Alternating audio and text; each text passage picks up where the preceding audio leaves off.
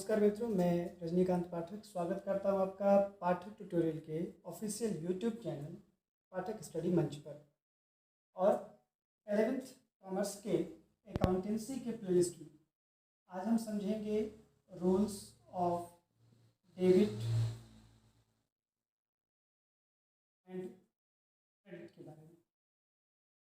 Rules of debit and credit ये journal का base हुआ करता है। मैं पिछली क्लास में मैंने बात करी थी कि हम पढ़ रहे हैं जर्नल्स के बारे में, हम पढ़ रहे हैं अकाउंटेंसी के बारे में। और अकाउंटेंसी में आइडेंटिफिकेशन कैसे करते हैं किसी भी ट्रांजैक्शन का, इवेंट्स का, उनको मेजरमेंट कैसे करते हैं और साथ ही साथ उनको क्लासीफाई कैसे करते हैं, इसके बारे में पिछली क्लासेस में मैंने आपको बताया हुआ है।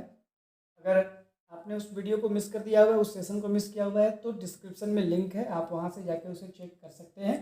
बेहतर तो यही होगा कि पहले पुरानी वीडियोस को देख लिया जाए, आइडेंटिफिकेशन का सेशन, क्लासिफिकेशन के सेशंस को, और उसके बाद फिर जब rules of debit and credit पे चलेंगे तो काफ़ी बढ़िया होगा। तो rules of debit and credit में इसमें क्या होता है कि कुछ पोर्शंस ऐसे होते हैं, कुछ पॉइंट्स ऐसे होंगे जो कि MCQ के लिए काफ़ी हेल्पफुल हुआ करता है। इसमें जैसे 11th की मैं बात करूँ तो जैक में अभी जो MCQ का सिस्टम लगाया हुआ है, तो MCQ के सिस्टम के लिए उसने वहाँ पे MCQ के सिस्टम के लिए कुछ जो इम्पोर्टेंट क्वेश्चंस हैं, जैसे कि rules of debit and credit किसने दिया, कर दिया, कहाँ के वो रहने वाले थे। मैं आपको बता दूँ कि फ्रा लूकस या लुकास पेसियोली, हिंदी में कई बार लुका फ्रा पेसियोली भी कहते हैं, कई बार फ्रा लुकास पेसियोली या फिर फ्रा लुका पेसियोली भी लिखा रहता है। तो जो भी हो, लुकास फ्रा पेसियोली या फ्रा लुकास पेसियोली दोनों सेम ही नाम है, सेम ही लिखा करता है। तो ये हैं इसके फादर, इन्हें फादर ऑफ अकाउंटेंसी भी कहते हैं। डेबिट और क्रेडिट को फर्स्ट टाइम में अगर किसी ने इंट्रोड्यूस कराया तो लुका फ्रा पेसियोली।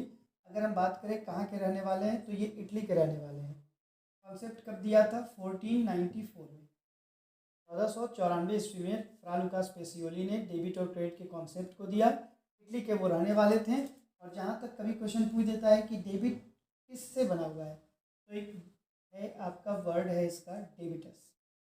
क्रेडिट किससे बना हुआ है, तो एक वर्ड है क्रेडिटस। तो ये डेबिटस और क्रेडिटस से डेबिट और क्रेडिट बने हैं। अगर हिंदी में इनका देखा जाए तो हिंदी में हम इसे नाम कहते हैं, और क्रेडिट का मतलब हम लोग जमा लेते हैं। ये वो क्रेडिट, वो उधार वाला क्रेडिट नहीं है, ये रूल्स वाले क्रेडिट है। डेबिट एंड क्रेडिट, यहाँ जो क्रेडिट आ रहा है बार बार, जैसे मैंने पिछले क्लासेस में कहा कि क्रेडिट का मतलब उधार भी होता है, तो यहाँ पे उधार वाला नहीं है। ये क्रेडिटस एक वर्ड है और इसको हम लोग यूज़ करते हैं, जैसा कि लुकास फ्रा पेसियोली ने फर्स्ट टाइम में यूज किया था डेबिट और क्रेडिट के रूल्स को जर्नल्स के लिए। तो ये डेबिटस नाम, क्रेडिटस जमा। और अब हम आगे बढ़ते हैं, देखते हैं कि rules of debit and credit क्या है। तो जैसा कि मैंने पहले कहा, फ्रा लुकास पेसियोली ने फर्स्ट टाइम में 1494 में दिया, और वो रूल, उसका नाम पड़ा हुआ है गोल्डन रूल। वो गोल्डन रूल के नाम पे फेमस है।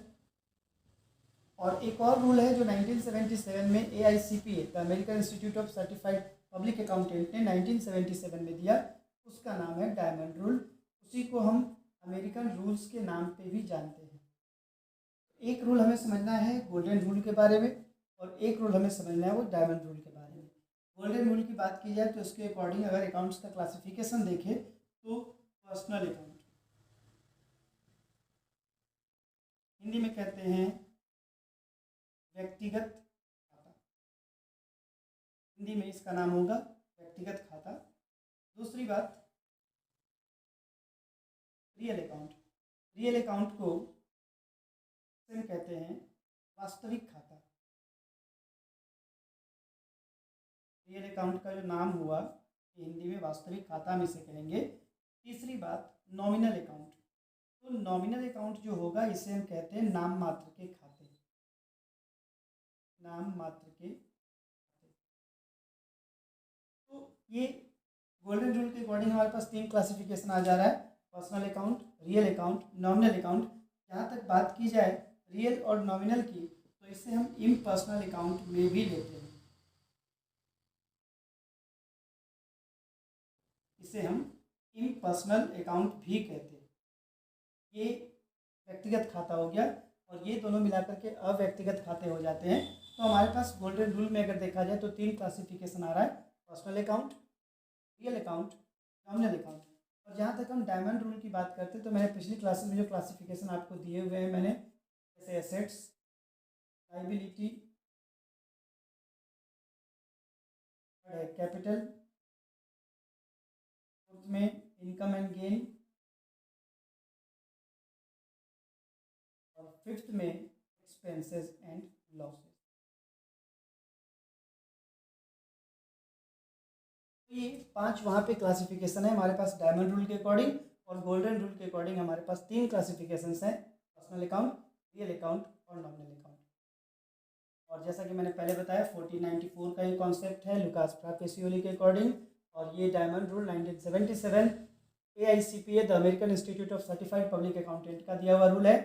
तो अगर देखा जाए यहाँ पे आपकी जो मैं जो क्लासेस लूँगा वो बेस्ड होगा पूरा डायमंड रूल पे, क्योंकि क्या होता है कि जर्नल्स को तो सपोर्ट करता है, फिर फर्दर फ्यूचर में लेज़र आप पढ़ेंगे वहाँ भी आपको सपोर्ट करेगा। आगे आने वाले क्लासेस में जैसे 12th होता है या फिर ग्रेजुएशन लेवल पे हो या फिर मास्टर्स लेवल पे हो, तो हर जगह आपको ये डायमंड रूल काफ़ी अधिक बेनिफिट करता है। इसको भी समझना है, लेकिन उसको आप लेकर चलेंगे। यहाँ पे सारी क्लासेस आपको तो दी जाएंगी, सारे जो जितने भी सेशंस होंगे अकाउंटेंसी के, 11th के हों, 12th के हों, ग्रेजुएशन के हों, वो डायमंड रूल पे ही बेस होगा। ये इसके रूल्स हो गए जी, क्लासिफिकेशन हो गया। अब हम बारी बारी से समझते हैं कि गोल्डन रूल क्या होता है और डायमंड रूल क्या होता है। तो गोल्डन रूल के अकॉर्डिंग हमारे पास 3 जो क्लासिफिकेशन है, जिसमें पहला जो है वो पर्सनल अकाउंट। हम यहाँ से शुरू करेंगे, हिंदी में कहते हैं इसे व्यक्तिगत खाता। तो सबसे पहले मैं बता दूं कि पर्सनल अकाउंट जो है वो कंसर्न रहता है व्यक्तियों से, वो किसी नाम से होगा। और पर्सनल अकाउंट के भी अगर क्लासिफिकेशन को देखेंगे तो 3 तरह का ये भी होगा। एक है natural person, natural personal account, जो प्राकृतिक बंदे होते हैं। एग्जाम्पल के लिए अगर देखा जाए तो राम अकाउंट, सीताज अकाउंट, ऐसे जो भी नाम मिले। दूसरी बात है आर्टिफिशियल पर्सन। आर्टिफिशियल पर्सन कौन होता है? आर्टिफिशियल पर्सन वो होते हैं जिनको हम बनाते हैं। ये गॉड मेड होगा और ये मैन मेड होता है। गॉड मेड का मतलब जैसे भगवान ने बनाया, मैं खुद रजनीकांत पाठक, तो उसे भगवान ने बनाया। मेरे जब अकाउंट्स कहीं पे चलेगा तो रजनीकांत पाठक से अकाउंट होगा, तो ये नेचुरल पर्सन में आएगा। आर्टिफिशियल पर्सनल अकाउंट वो हो जाता है जिसे हमने बनाया है। एग्जाम्पल के लिए जैसे SBI account, SBI manmade account है, हमने का मतलब यहाँ पे मैनमेड हो गया। PNB अकाउंट, आप जिस इंस्टीट्यूट के अकॉर्डिंग ये चल रहे पाठक स्टडी मंच, तो पाठक स्टडी मंच जो चैनल हुआ ये भी एक आर्टिफिशियल पर्सन में आएगा। पाठक ट्यूटोरियल जो मेरा इंस्टीट्यूट है तो वो भी एक आर्टिफिशियल पर्सन है। तो पहला जो होता है नेचुरल पर्सन अकाउंट जो कि गॉड मेड होगा, दूसरा आर्टिफिशियल पर्सन अकाउंट जो कि मैन मेड होगा, और तीसरा जो होता है वो रिप्रेजेंटेटिव पर्सनल अकाउंट होगा। रिप्रेजेंटेटिव पर्सनल अकाउंट, ये रिप्रेजेंटेटिव पर्सनल अकाउंट जैसा नाम से ही समझ में आ रहा है, ये किसी न किसी का प्रतिनिधित्व करेगा। प्रतिनिधित्व व्यक्तिगत खाता, आर्टिफिशियल कृत्रिम व्यक्तिगत खाता, और नेचुरल का मतलब हो गया प्राकृतिक व्यक्तिगत खाता। जो मैन मेड है वो इसमें, जो गॉड मेड है वो नेचुरल में, मैन मेड होगा वो आर्टिफिशियल में, और जो किसी को रिप्रेजेंट कर रहा है, जैसे अगर मैं खुद के बिजनेस में पैसे लगाऊंगा तो मेरे नाम से वहाँ पे नहीं चलेगा, वो कैपिटल अकाउंट के नाम पे आएगा। अगर बिजनेस से पर्सनल यूज के लिए हमने पैसे निकाल लिए तो हम उसे कहते हैं ड्राइंग्स। तो ये ड्राइंग्स अकाउंट एक यहाँ पे क्या हुआ कि वो एक आ गया। तो ये रिप्रेजेंट कर रहा है किसको? ऑनर को, बिजनेस के ऑनर को, जिसने कैपिटल लगाया उसको वो कैपिटल अकाउंट रिप्रेजेंट कर रहा है। जब वो खुद के पर्सनल यूज के लिए वो पैसे निकालेगा तो ड्राइंग्स अकाउंट इसे लिखा करते हैं, ये भी एक रिप्रेजेंटेटिव पर्सनल अकाउंट होता है। बात करते हैं रूल्स की, तो पर्सनल अकाउंट का जो रूल हुआ करता है debit the receiver and credit the giver, यानी जो बंदा पैसा रिसीव करेगा उसे डेबिट करेंगे, जो बंदा पैसा देगा, जो गिवर है, देने वाला है, उसे हम क्रेडिट कर दिया करते हैं। जब हम आगे बढ़ेंगे जर्नल्स को समझेंगे, तो जर्नल्स में आपको जब एंट्री कराई जाएगी तो मैं कोशिश करूँगा कि गोल्डन रूल और डायमंड रूल दोनों से समझाया जाए। एक्चुअली क्या होता है कि कई टीचर्स वो गोल्डन रूल को लेके चलते हैं तो स्टूडेंट्स उससे ज़्यादा समझते हैं, कई टीचर्स डायमंड रूल को लेके चलते हैं तो स्टूडेंट्स उससे ज़्यादा समझते हैं। तो मेरी कोशिश ये रहेगी कि जब मैं जर्नल्स आपको दूँ, जब जर्नल की मैं एंट्री बताऊँ आपको, उसमें रिकॉर्डिंग का समझाऊँ, तो मैं दोनों रूल को एक बार साथ में लेके चलूँगा कि एक ट्रांजेक्शन बता दिया, उस ट्रांजेक्शन में गोल्डन रूल से भी वही एंट्री होगी और डायमंड रूल से कैसे एंट्री होगी, ये आपको एक साथ उसमें बताया जाएगा। अभी सिर्फ और सिर्फ आपको गोल्डन रूल के बारे में जानना है कि गोल्डन रूल में क्या है। तो गोल्डन रूल में सबसे पहले पर्सनल अकाउंट, एक बार फिर से इसको रिकैप करते हैं। पर्सनल अकाउंट, पर्सनल में 3 तरह के अकाउंट रहते हैं, नेचुरल, आर्टिफिशियल और रिप्रेजेंटेटिव। नेचुरल वो जो गॉड मेड है, आर्टिफिशियल वो है जो हैंडमेड है, मनुष्यों ने बनाया है। और जब हम रिप्रेजेंटेटिव पर्सनल अकाउंट की बात कर रहे होते हैं तो रिप्रेजेंटेटिव पर्सनल अकाउंट यानी जो हमें रिप्रेजेंट करेगा, यानी बिजनेस के ऑनर को, या फिर कई बार और भी चीज़ें होती है प्रीपेड आउटस्टैंडिंग, इन्हें हम आगे के क्लासेस में पढ़ेंगे जाकर के वो क्या होता है। अभी ये समझना है कि पर्सनल अकाउंट में कौन कौन सी चीज़ें आती हैं और उसका रूल क्या है, गोल्डन रूल।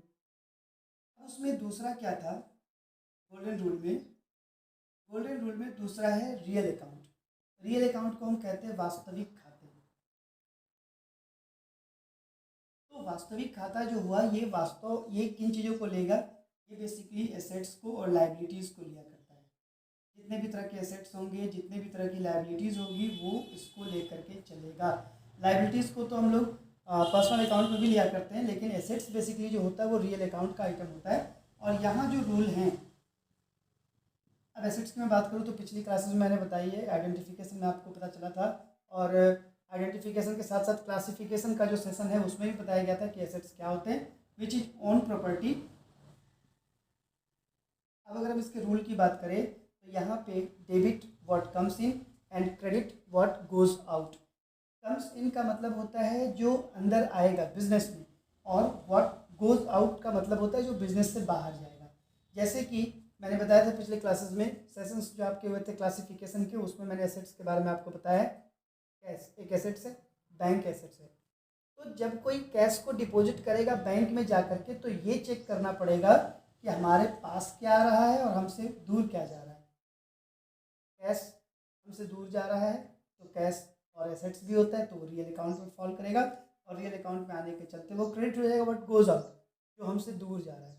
हम जब सेल्स करते हैं तो कैश आता है, व्हाट कम्स इन, और हम जब परचेज करते हैं तो कैश जाता है, व्हाट गोज आउट। तो इसके बारे में हम लोग और भी इसके एग्जाम्पल्स को डील करेंगे, नो डाउट। अभी हम सिर्फ ये कर रहे हैं कि गोल्डन रूल्स में क्या क्या चीज़ें आएंगी। तो दूसरा जो होता है, इसमें रियल अकाउंट आता है, हिंदी में वास्तविक खाता, इसमें एसेट्स लायबिलिटीज आएंगे, और देखना पड़ेगा what comes in what goes out. तो जो कम्स इन होगा यानी जो आएगा बिजनेस में वो डेबिट करेंगे उसे, और जो गोज आउट है जो बिजनेस से बाहर जाएगा उसे हम क्रेडिट करते हैं। यहाँ तक मैंने बताया कि क्रेडिट और डेबिट का कोई खास मतलब तो नहीं होगा, लेकिन इसके रूल्स हैं, हमें वो डेबिट एंड क्रेडिट करना पड़ता है उसको। तीसरा जो है वो है नॉमिनल अकाउंट। नॉमिनल अकाउंट को हिंदी में कहते हैं नाम मात्र का खाता। ये नाम मात्र का खाता होता है। नाम मात्र के खातों में दो चीज़ों को खासकर हम लेंगे। एक जो ग्रुप था एक्सपेंसेस एंड लॉसेस का, एक्सपेंसेस एंड लॉसेस, खर्च और हानियाँ। दूसरा जो ग्रुप था वो था इनकम एंड गेन्स। मैंने जो क्लासिफिकेशन की जो क्लास आपकी ली है उसमें जो सेशंस मैंने कराए हैं, तो उसमें एक्सपेंसेस, लॉसेस और इनकम गेन्स को काफ़ी अच्छे से समझाया गया है। जैसा मैंने बताया कि लिंक डिस्क्रिप्शन में दिया गया है, आप वहाँ से जाके उसको गो थ्रू कर लेंगे। अभी सिर्फ यहाँ पे हम लोग रूल को देख रहे हैं। तो नॉमिनल अकाउंट का जो रूल होगा वो है debit all expenses and losses, all expenses and losses. और क्रेडिट में होता है ऑल इनकम्स एंड गेन्स, यानी जितने भी प्रकार का आपको इनकम मिलने वाला है और जितने भी प्रकार का गेन होने वाला है वो सारा क्रेडिट करेंगे, और जितने भी प्रकार के एक्सपेंसेस होंगे या फिर लॉसेस होंगी उनको हम डेबिट करेंगे। और अब हम बात कर लेते हैं डायमंड रूल का। डायमंड रूल जो होता है 1977 में, जैसा मैंने बताया, AICPA के द्वारा दिया हुआ है। और AICPA चूँकि अमेरिकन है वो, तो इस कारण से इस रूल को हम अमेरिकन रूल्स भी जानते हैं, मॉडर्न अप्रोच रूल के नाम पे भी जानते हैं, और अकाउंटिंग इक्वेशन रूल के नाम पे भी हम इसको जानते हैं। तो यहाँ पे क्या हमारे पास 5 क्लासिफिकेशंस होंगे। एसेट्स है, लाइबिलिटी है, कैपिटल है, income and gain, income and gain, और लास्टली है एक्सपेंसेस एंड लॉसेस। तो ये 5 क्लासिफिकेशन है। मैंने इसका नाम भी बताया आपको क्लासिफिकेशन के सेशन में। Assets which is own property, जो खुद की संपत्ति होगी, जो मेरा, जिस पे मेरा अधिकार होगा, इसकी टाइटलशिप भी मेरे पास होगी, ऑनरशिप भी मेरे पास होगा। लायबिलिटी का मतलब टू पे समवन समथिंग, किसी को कुछ पे करना बाकी है। तीसरी बात है कैपिटल, खुद के बिजनेस में पैसे लगाएंगे वो कैपिटल है। इनकम का मतलब जो कि रेगुलर इंटरवल पे आपको मिलता रहे। गेन कभी कभार मिलता है। एक्सपेंसेस वो होते हैं समथिंग इन रिटर्न, हम कुछ खरीदेंगे, हमको बदले में कुछ मिलेगा, हमें देना भी पड़ेगा। और लॉसेस का मतलब होता है हानियाँ, मतलब नथिंग इन रिटर्न। तो अब इसमें क्या है, इसके नेचर को पहले मैं बता दूं कि इसका नेचर होता है डेबिट, इसका नेचर होता है क्रेडिट। कैपिटल का भी नेचर क्रेडिट होगा, इनकम और गेन के भी नेचर क्रेडिट होते हैं, और एक्सपेंसिव लॉसेस का नेचर होता है डेबिट। तो 2 डेबिट हैं, एसेट्स, एक्सपेंसिव लॉसेस, और 3 हमारे पास क्रेडिट हैं, लाइबिलिटीज़, कैपिटल और इनकम गेन। अब बात हो रही है कि रूल क्या बताता है। तो रूल ये बताता है कि एसेट्स होता है डेबिट नेचर का, जब ये इंक्रीज करेगा तो इसको हम डेबिट कर लेंगे, जब ये डिक्रीज करेगा तो इसको हम क्रेडिट कर लेंगे। एसेट्स नेचर इसका डेबिट है, जब ये इंक्रीज होगा तो डेबिट करेंगे, जब ये डिक्रीज होगा तो हम इसे क्रेडिट करते हैं। लाइबिलिटी का नेचर है क्रेडिट, जब ये इंक्रीज करेगा तो क्रेडिट करेगा, और जब ये डिक्रीज करेगा तब ये डेबिट हो जाएगा। सेम टाइप से कैपिटल का नेचर क्रेडिट होता है, जब ये इंक्रीज करेगा तो क्रेडिट, और जब डिक्रीज करेगा तो हम इसे डेबिट करेंगे। इनकम गेन्स जो होते हैं ये क्रेडिट नेचर के हैं, तो इसको जो हम इंक्रीज करेगा तो क्रेडिट करेंगे, जब ये डिक्रीज करेगा तो हम इसे डेबिट करने वाले हैं। एक्सपेंसिव लॉसेस का जो नेचर होता है वो डेबिट का होता है, तो जब ये इंक्रीज करेगा तो डेबिट और डिक्रीज करेगा तो क्रेडिट। मतलब 2 चीज़ें, एसेट्स डेबिट नेचर का है वो इंक्रीज पे डेबिट, और एक्सपेंसिव लॉसेस जो हैं वो भी जब इंक्रीज करेगा तो डेबिट। क्यों? क्योंकि दोनों डेबिट नेचर के हैं। तो जो जिस नेचर का है जब इंक्रीज करेगा तो सेम नेचर में रहेगा, और जब डिक्रीज करेगा तो अपोजिट में चला जाएगा। जैसा कि फिजिक्स में हमने एक थ्योरी पढ़ी है, एक रूल पढ़ा हुआ है हमने वहाँ पे, मैग्नेटिक इफेक्ट। तो मैग्नेटिक इफेक्ट का रूल क्या होता है, क्या same pole repel each other, same poles repel each other, and unlike pole या unsame poles attract each other. जब भी हम चुंबक को लेते हैं और उसके सेम पोल का जब कनेक्शन लेते हैं, उसको जब चिपकाने की बात करते हैं तो वो रिपेल करता है, आगे की ओर भागता है। और जब वो अपोजिट होता है, यानी कि जब एक नॉर्थ होगा एक साउथ होगा, तो एक दूसरे को अट्रैक्ट कर लेते हैं। तो अगर हम देखें तो चुंबक क्या करता है, जब रिपेल करता है तो आगे की ओर धकेलता है, उसको आगे की ओर धकेलता है, हम इसको इंक्रीज मान रहे हैं। जब वो पीछे की ओर लेता है तो हम इसको डिक्रीज मान रहे हैं। क्यों? क्योंकि ये आप देख सकते हैं कि जब चुंबक जब हम रिपेल करता है तो आगे की ओर लेके जाता है, और जब अट्रैक्ट करता है तो पीछे की ओर लेके आएगा। तो रिपेलिंग को हमने यहाँ पे इंक्रीज बता दिया, और जो अपनी ओर अट्रैक्ट कर रहा है उसको हमने यहाँ पे डिक्रीज बता दिया। बस ये पोजीशन आप देखिए, आगे पीछे शिफ्ट होता है। सेम टाइप से हम यहाँ पे कह सकते हैं कि same pole repel each other, आगे की ओर दे रहा है, उसको खिसका रहा है, और unlike poles attract each other. तो सेम यानी कि ये डेबिट और ये डेबिट, ये डेबिट और ये डेबिट, तो इस समय क्या हुआ, वो इंक्रीज किया। ये डेबिट और ये क्रेडिट, तो क्या हुआ, वो अट्रैक्ट कर लिया, मतलब उसके पीछे फिर खींच लिया उसको। क्रेडिट की बात करें तो लायबिलिटी क्रेडिट है, सेम पोल, देखिए यहाँ पे अनलाइक पोल, ये क्रेडिट और ये डेबिट, तो उसको नीचे की ओर मूव कराया, और ये क्रेडिट और ये क्रेडिट तो वो ऊपर की ओर लिया। तो तात्पर्य ये क्या कि अगर हम चेक करेंगे तो वैसे भी हम इसको जस्टिफाई कर पाते हैं, और अगर नहीं तो सीधा सिंपल सी बात है कि जो जिस नेचर का होगा उसी नेचर में वो इंक्रीज करने पे जाएगा। एसेट्स का नेचर डेबिट है, इंक्रीज करने पे डेबिट और डिक्रीज करने पे क्रेडिट। लायबिलिटी का नेचर क्रेडिट है, इंक्रीज करेगा तो क्रेडिट, डिक्रीज करेगा डेबिट।